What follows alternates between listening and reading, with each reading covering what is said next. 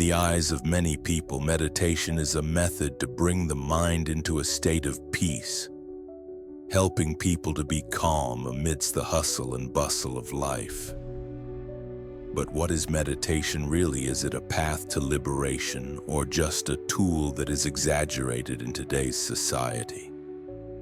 Many people believe that just sitting down, closing their eyes, and letting go of their body can lead to a state of tranquility. But that is not true. That is just an outer shell that hides a truth that you do not know. The problem is that the human mind is constantly working. It is like a continuous flow that never stops. Whether we are awake or asleep, the brain still processes information, continues to work unconsciously. Dreams are the clearest proof of this. Even in the deepest sleep, the brain still creates images, stories, and emotions that we cannot fully control. The mind is not programmed to stop, and then when we meditate, we want to force it to stop. At this point, meditation is an act that goes against the natural mechanism of the body.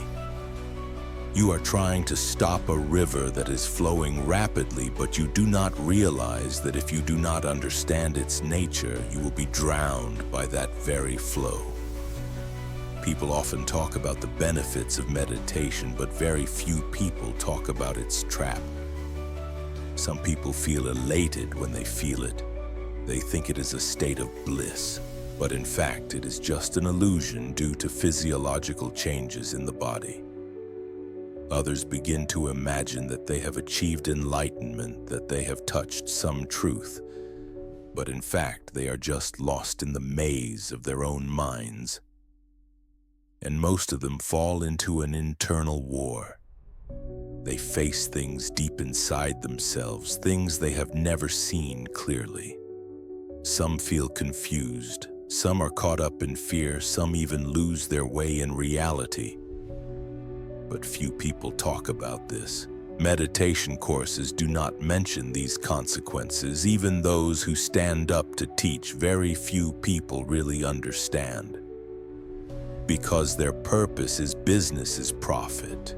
They exploit your own desire, your thirst for a state of peace, your craving for special experiences, to turn it into an easy-to-sell product. They do not help you see your mind clearly, but on the contrary, they nurture your delusion, strengthen the illusions that you yourself are building. And so instead of breaking the bonds of the mind, you accidentally get stuck deeper in it. Those who truly teach correctly are rare on the tip of their fingers because they do not sell easy-to-hear things. Do not draw a path full of roses. Do not promise a state of eternal happiness. They only speak the truth, and when you understand the truth, you will no longer have to search. But the truth is not attractive, does not stimulate emotions, does not bring excitement or glorious moments. The truth doesn't make you feel stupid. It doesn't make you feel like you're in a trance. The truth is just what it is. Naked, colorless, undramatic. And that's why people easily ignore it. They look for things that make them feel special, that make them believe they're making progress, that they're on the right track. They don't want to accept that the real path has no glory, so most of them don't really understand goodness and have never really understood themselves. They don't want to face the truth, they just want to chase a dream they've made up. And so they get lost without knowing it, running in circles in their own minds, thinking they're moving forward, but in reality they're still standing still in their own illusions. So this video is not about enlightenment, nor about ultimate truth or absolute truth. This is not a video to glorify meditation as a mystical path, nor to deny its value. We will go deep into the nature of meditation. Look directly at things that are rarely mentioned. Analyze how the brain works when meditating, common misunderstandings and traps that many people accidentally fall into. Most importantly, this is a content to understand the correct practice method. not according to what you want, but according to what you need to know to follow your path. As you know, the human brain never really rests. Even when we are not consciously thinking, it continues to process information unconsciously. Have you noticed that sometimes when you are doing something completely different, an idea suddenly flashes into your mind? Or there are times when after a long sleep, you suddenly find the answer to a problem that you have been trying to solve, but have not been able to. That happens because the brain is always active, whether you are aware of it or not. Scientifically, the brain works through brain waves. Each type of wave represents a different state of consciousness. When you are awake and focused, beta waves are dominant, helping you process information, reason, and make decisions. When you relax, close your eyes, and breathe deeply, alpha waves appear, helping the body move into a more calm state. If you go deeper into meditation or start to fall asleep, the TA waves begin to dominate, taking you into a half-conscious, half-dream state, where intuition and the subconscious are active, and finally in the deepest sleep. Delta waves appear, helping the body restore and regenerate energy. The problem is that when you meditate, you are trying to change the natural state of the brain. You are not letting it function in the usual way, but trying to influence it in a completely different way. When you meditate and focus on your breathing, the beta waves decrease, giving way to the alpha and T waves. This is why many people feel relaxed or as if their mind is drifting into a dreamy state when they meditate. If you don't understand this mechanism, you may mistake the state of relaxation for achieving a certain level of enlightenment. Furthermore, when you meditate deeply, certain areas of the brain begin to change. The prefrontal cortex, the area responsible for logical thinking, planning, and emotional control, may experience temporary decreased activity. This explains why some people feel like they are in a completely different state when they meditate detached from reality. The feeling of ego dissolution that many people describe is actually the result of changes in neural activity, not true wisdom or insight as they think. There are even cases where when you meditate incorrectly or meditate too much, the amygdala, which controls emotions and the fear response, can be overstimulated, leading to anxiety, panic, or even mental disorders. This is why some people feel more insecure, disoriented, or even paranoid after meditating. Another important factor is the reticular activating system, or RAS, a neural network that helps you stay alert and attentive. When you meditate, the RAS can be regulated, causing you to fall into a strange state of consciousness. If you understand this, you can use meditation as a tool to practice concentration and control your mind. But if you don't, you can easily get caught up in the illusions your mind creates, and that can lead to unpredictable consequences. So before you dive into meditation, it is important to understand how your brain works. Otherwise, not only will you not achieve true silence, but you may also fall into the traps your own mind has created.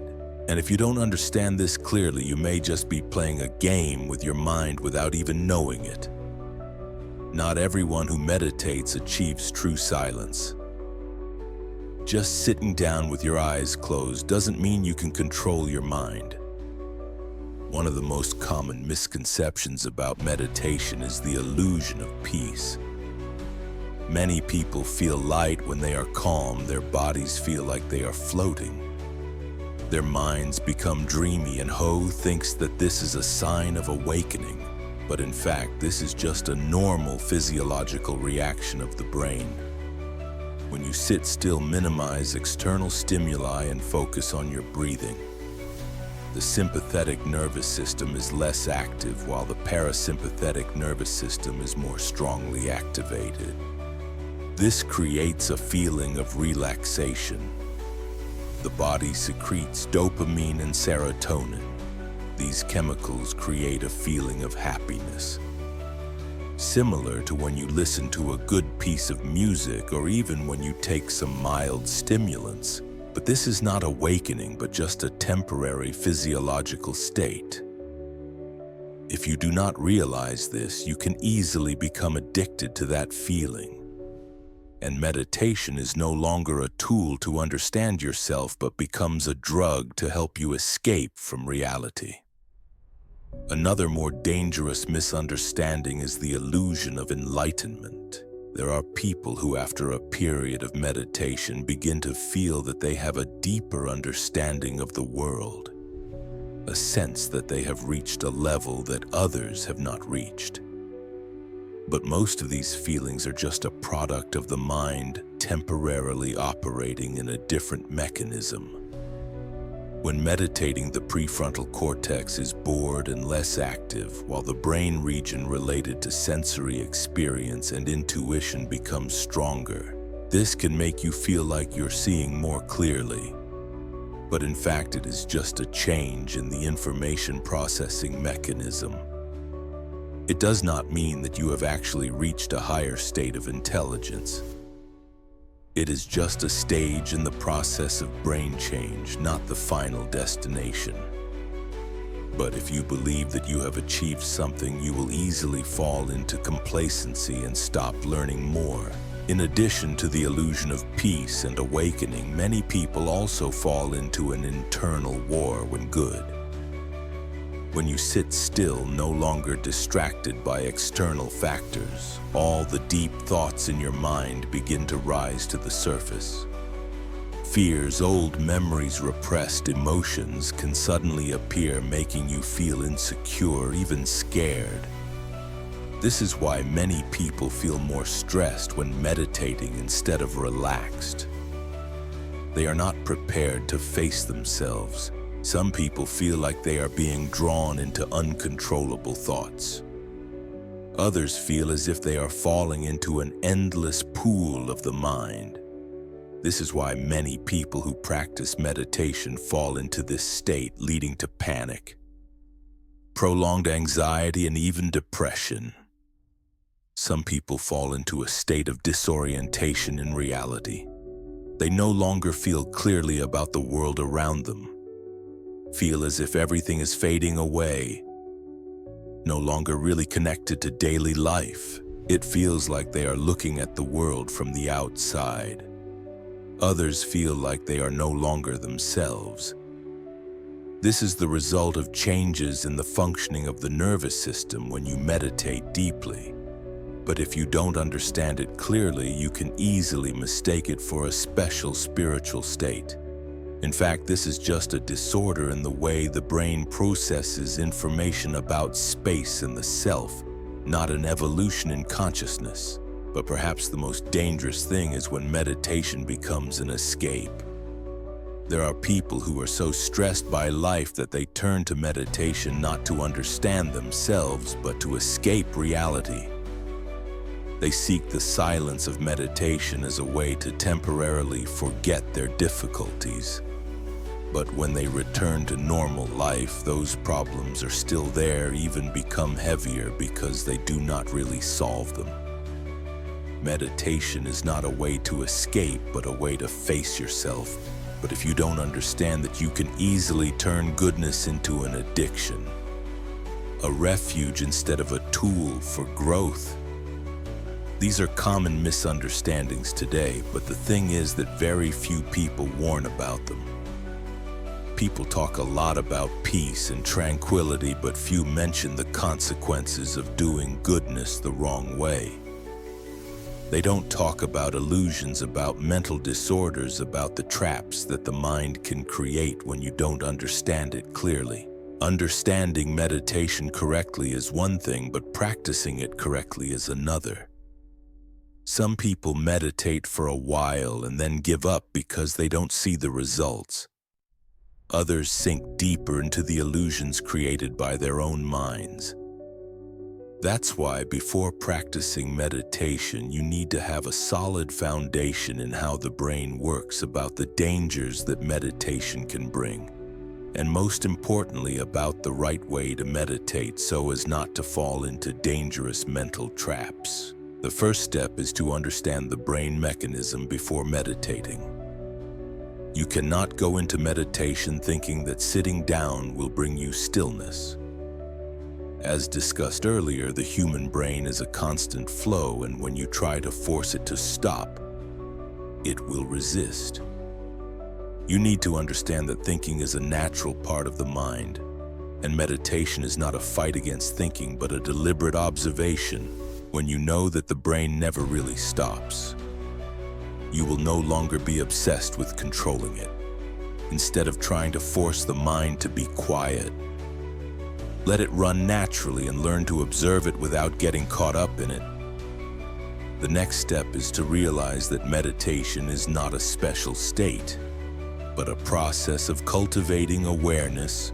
Many people meditate expecting to achieve a special state, a feeling of lightness, absolute peace, a deeper insight into the universe, or some kind of transformation. But if you meditate with such expectations, you are setting yourself up for a trap. Meditation is not about finding a special state, but about cultivating the ability to observe things as they are. If you feel peaceful, observe that peacefulness. If you feel anxious, observe that anxiousness. If you feel uncomfortable, observe that uncomfortableness. Don't try to change anything. Don't try to aim for a particular feeling. Let things be and simply observe. A man came to a Zen master, knelt down and said, "Master, I have meditated for many years, but I still haven't attained enlightenment. I still have wandering thoughts, still have mixed emotions. What am I doing wrong?" The Zen master was silent for a moment and then asked, "When the sky is dark, what do you see?" The man replied, "I see the blue sky." The Zen master nodded. "When the sky is cloudy, what do you see?" The other person thought and replied, "I see clouds." The Zen master asked, "When it rains, what do you see?" The other person replied, "I see rain, I see lightning, I see strong winds." The Zen master smiled. "No matter how the weather changes, does the sky ever disappear?" The other person was stunned. The Zen master continued, "Your mind is like the sky, sometimes calm, sometimes moving stars, sometimes chaotic, but it is always there and never disappear. If you meditate with the desire for the sky to always be clear, you will be disappointed. Meditation is not to change the sky, but to realize that no matter what, the sky is always there." The student bowed his head, finally understanding. If you meditate with the desire to absolutely control the mind, you will only fall into a vicious cycle of control and frustration. But if you understand that the mind does not need to change, but only needs to be seen, clearly you will no longer be stuck in chasing or resisting anything. The boat is not about making the sky clear, but about realizing that no matter what storms come, the sky is always open. Another important principle is that kindness is not something separate from life, but part of life. Many people meditate only when they sit down in a quiet space. But when they step out of the state of kindness, they get caught up in worries, tensions, and old habits. If meditation is just an activity that you do for a certain period of time and then forget about it, it is not really effective. The right meditation is to bring mindfulness into every action. When you eat, when you walk, when you work, when you interact with others. If you can maintain mindfulness even when you are not meditating, then that is true meditation. There are many different methods of meditation. Breath meditation, mind-watching meditation, moving meditation, meditation in action, and many others. No method is absolutely right for everyone. Everyone has a different mental state, a different life situation, and a different approach to meditation. If you force yourself to follow a method that doesn't feel right for you, You'll only create more stress instead of achieving stillness. Meditation is not a pattern, but a way to connect with yourself. If you find it difficult to concentrate when sitting still, try dynamic meditation.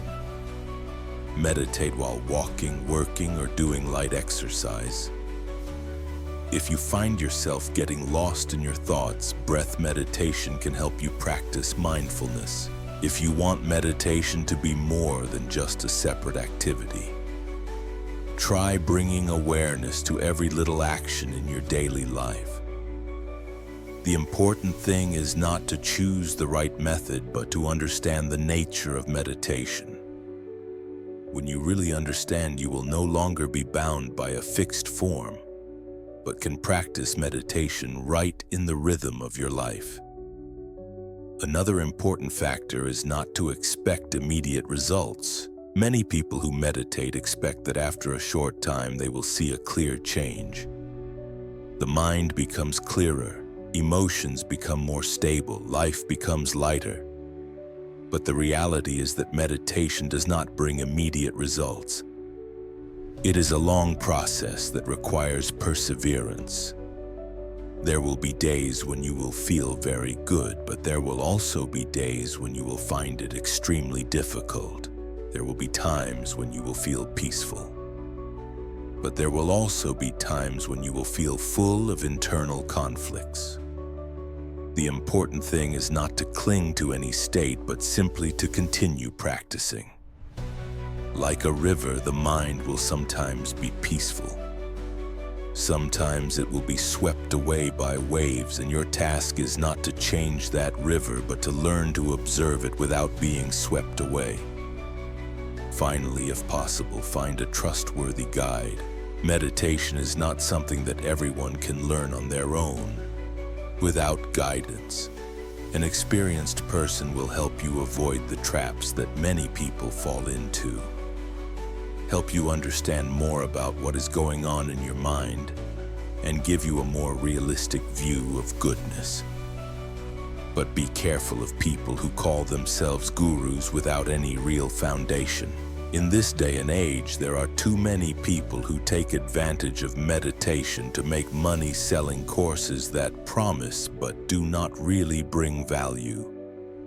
A true guide is not someone who tells you what to do, but someone who helps you see your own path.